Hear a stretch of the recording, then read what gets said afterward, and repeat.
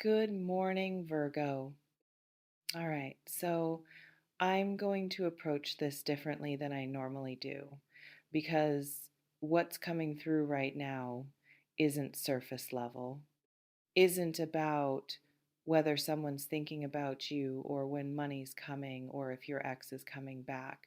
This is about something underneath all of that, something foundational that affects everything else in your life.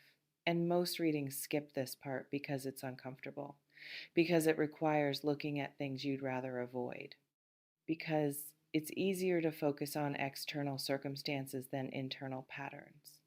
But external circumstances are just symptoms. What we're addressing today is cause, root level, the thing that's been running your life without you fully realizing it. And once you see it, you can't unsee it. So if you're ready for that level of honesty, stay. If you're not, that's okay too. But if you stay, we're going deep. No surface, no fluff, just truth. Uh, let's go. You're not living your life. You're living a script someone else wrote, and you've been performing it so long you think it's you, but it's not you.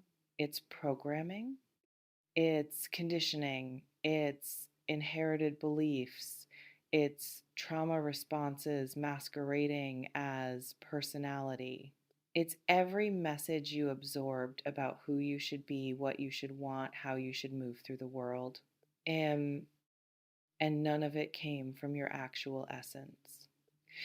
It came from parents who were doing their best but passed down their own wounds. It came from teachers who projected their limitations onto you. It came from culture that benefits from you staying small, staying confused, staying dependent. It came from media that sells you inadequacy, so you'll buy solutions. It came from religion that told you parts of yourself were wrong and needed fixing.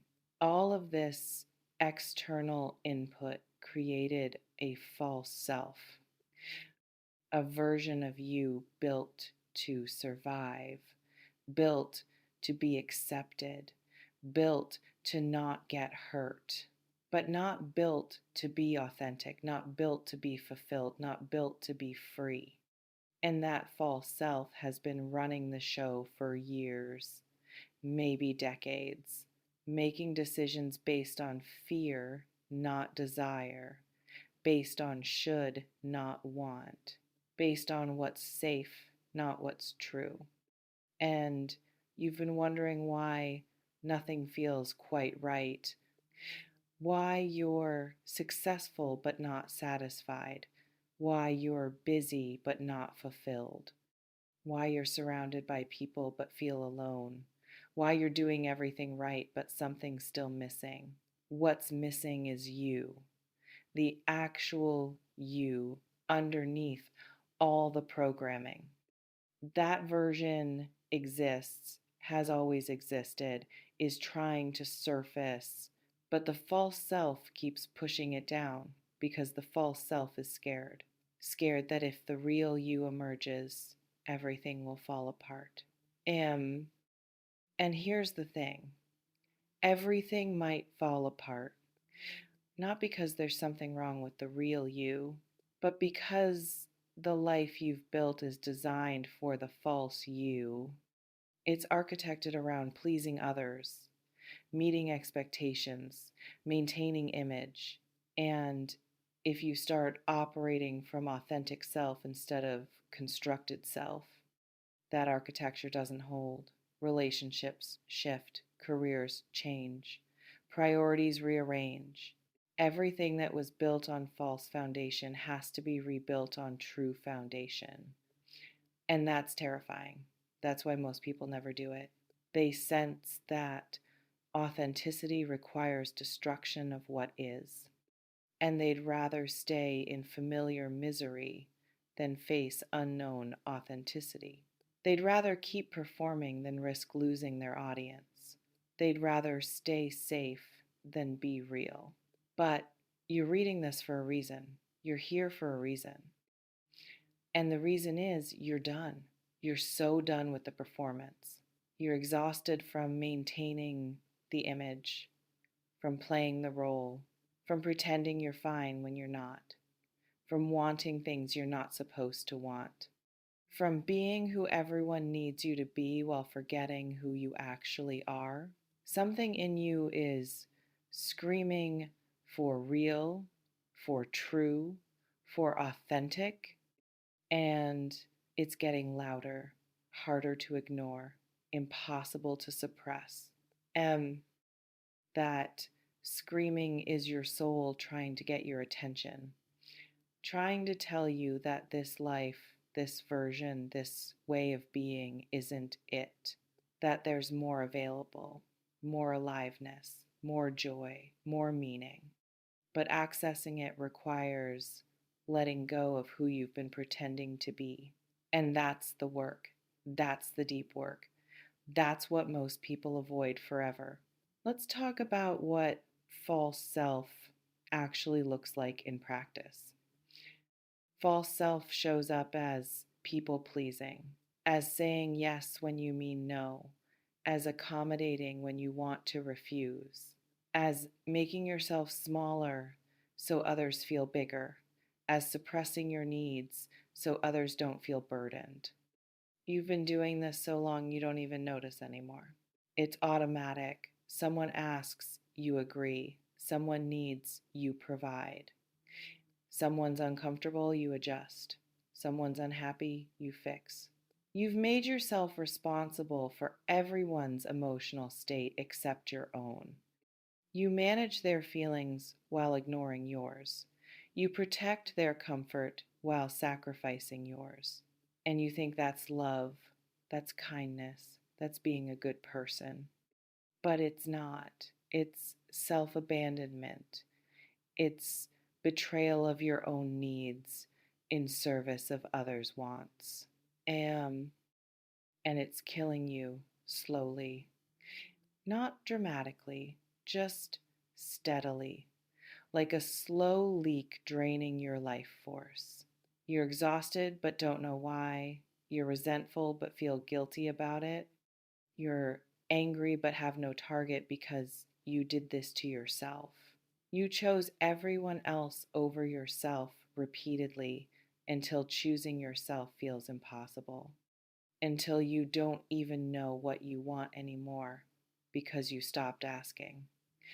That's false self. That's the construct. That's what needs to die. Not through violence, through conscious choice, through starting to say no, through disappointing people, through letting them be uncomfortable, through reclaiming your energy from everyone else's needs and redirecting it toward your own. That feels selfish when you first do it, feels wrong, feels mean. But it's not. It's just unfamiliar. It's just different from the pattern. And pattern is not identity. You are not the pattern. You're the person underneath the pattern who's been waiting to emerge. False self shows up as perfectionism, as needing to be flawless before you're worthy, before you're acceptable, before you're lovable, as believing that if you just get it right enough, you'll finally be enough. But perfection isn't real, and chasing it ensures you never arrive. You're always falling short, always finding the flaw, always seeing what's wrong. You accomplish something and immediately focus on what's next. You achieve something and it's never quite enough, never quite right. You create something and can only see what's missing. You've been trained to see inadequacy, to focus on lack, to emphasize wrong. And that training serves a system that profits from your insecurity, from you buying solutions to problems they created, from you working harder, trying longer, doing more. But it doesn't serve you, it destroys you. It makes arrival impossible, makes satisfaction inaccessible, makes peace unattainable. You're running on a treadmill set to increase speed every time you adapt. And you think the answer is running faster, getting better, improving more. But the answer is getting off the treadmill, refusing the game, deciding that you're enough right now, exactly as you are, with all your flaws. That's not lowering standards, that's changing the metric. From external perfection to internal acceptance, from performance to presence, from becoming to being, that's the shift. And that shift is terrifying to false self because false self exists to achieve, to improve, to become acceptable. If you're already acceptable, false self has no purpose, no function, no reason to exist. So it fights, it creates new inadequacies to fix, new ways you're falling short, new standards to meet, new hoops to jump through. It needs you lacking so it can keep existing. But you don't need it. You never did. You just believed you did because everyone else seemed to have that voice too. That inner critic that's never satisfied. That voice that says, not good enough. But that voice isn't truth. It's trauma, it's conditioning, it's learned. And what's learned can be unlearned. That voice can be questioned, challenged, dismissed. You can choose a different voice, a kinder voice, a truer voice. False self shows up as emotional suppression, as I'm fine when you're not, as smiling through pain, as pretending everything's okay, as pushing down feelings because expressing them is inconvenient for others, as not crying because it makes people uncomfortable, as not being angry because it's unattractive, as not showing fear because it's weakness, as not expressing joy because it's too much. You've been taught that your feelings are problems, that they're too much, too intense, too inconvenient, that other people shouldn't have to deal with them, that you should manage them privately and only show up when you're composed. So you stuffed them down, you compartmentalized, you dissociated, you became really good at not feeling, at staying in your head, at thinking instead of feeling. And that worked for survival, for getting through, for maintaining function. But it's not working anymore because unfelt feelings don't disappear. They accumulate, they build pressure, they leak out sideways as anxiety, as depression, as physical symptoms, as addiction, as numbness. Your body is screaming what your mouth won't say. And no amount of therapy, medication, or self help can fix it until you actually feel, until you stop running from emotions and turn toward them, until you create space for anger, sadness, fear, grief, all of it, until you stop judging feelings as good or bad and just let them be information, signals from your system about what's happening, what matters, what needs attention. Feelings aren't the problem. Suppression is. And you've been suppressing for so long you don't even know how to access feelings anymore. You know how to think about feelings, how to analyze them, how to explain them, but not how to feel them, not how to be in them, not how to let them move through. That's the work. Learning to feel again, learning to be with discomfort, Learning that emotions won't destroy you, that crying won't kill you, that anger is information, not identity. False self shows up as external validation dependency, as needing others to confirm your worth, to approve your choices, to validate your existence, as checking likes, comments, responses obsessively, as needing to be seen to feel real, as making decisions based on what others will think instead of what you actually want, as living for audience instead of for self. You've been taught that your value comes from outside, from achievement, from approval, from recognition, that if people validate you, you matter. If they don't, you don't. So you perform, you curate, you present the version that gets positive response. You hide the parts that might get rejected. You emphasize the parts that get praised. You become a highlight reel instead of a human. And and it's exhausting and it's empty because external validation is a drug that never satisfies.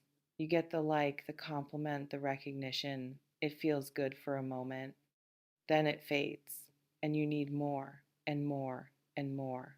You're chasing a feeling that can only come from inside, from knowing your own worth independent of others' opinions, from valuing yourself even when no one's watching, even when no one's applauding, from being okay with invisibility, with ordinariness, with not being special. That's freedom. That's authenticity. That's real self.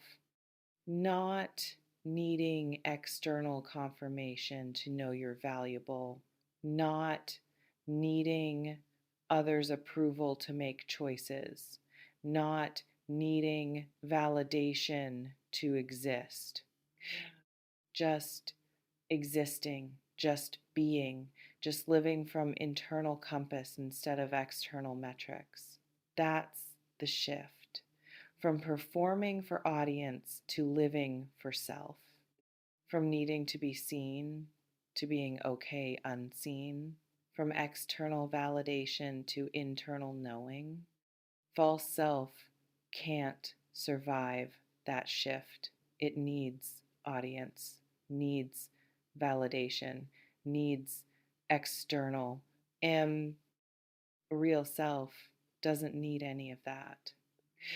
Real self just is content, complete, whole, not because everything's perfect, because wholeness isn't conditional, not because everyone approves, because approval isn't relevant, not because achievements validate, because existence is inherently valuable. That's the truth false self has been hiding from you. You're already worthy, already valuable, already enough, not because of what you do, because of what you are. Human, alive, aware, here. That's sufficient. That's complete. That's whole. Everything else is extra, is addition, is bonus. But you don't need extra to be worthy. You're worthy baseline. And once you really get that, once you internalize that, everything changes. You stop chasing, stop performing, stop proving. You just live from truth, from essence, from authentic self.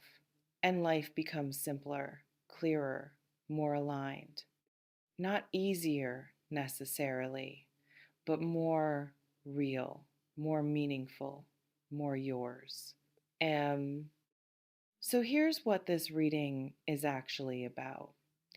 It's an invitation to question everything you think you know about yourself, to examine what's real versus what's learned, what's authentic versus what's performed, to start the process of deconstructing false self and discovering real self. That's not quick work. That's not easy work. That's lifelong work. But it's the most important work because it's liberation work. Liberation from others' expectations, from society's programming, from your own false beliefs. Liberation into authenticity, into alignment, into actually living instead of just existing. That's what's available, that's what's possible, that's what's calling you. And it requires courage, requires honesty, requires willingness to face what you've been avoiding, requires letting things fall apart that need to fall apart, requires disappointing people, requires changing course, requires saying, this isn't me anymore, requires admitting you don't know, requires asking for help, requires being vulnerable. All the things false self was designed to avoid, all the things that feel dangerous, but they're not dangerous. They're doorways to real, to true, to free. And you're standing at the threshold right now. And you can turn back, go back to the script, keep performing. It's familiar, it's known, it's safe in its own way. Or you can walk through into unknown, into authentic, into real you. That's uncertain, that's uncomfortable, that's scary, but it's also alive. It's also true, it's also free. The choice is yours. Always has been, always will be. But if you're still here, if you're still reading, you've already chosen. Some part of you has already decided, already committed, already said yes to real. Now it's just about following through, about doing the work, about becoming who you actually are, not who you've been pretending to be, not who you were supposed to be, who you actually are underneath all the layers. That person is worth discovering, worth becoming, worth living as. That person is you, real you, waiting, ready, calling. Listen to that call, follow that thread, trust that voice. It knows, it's always known. It's been waiting for you to remember. So remember, reclaim, return to yourself, to truth, to authentic. That's the reading. That's the message. That's what's different and deeper. Not predictions, not timelines, not external circumstances, just truth, just you, just what's real underneath what's been performed. Take it, use it, live it. That's the work. That's the path. That's the way forward into freedom, into truth, into you. Go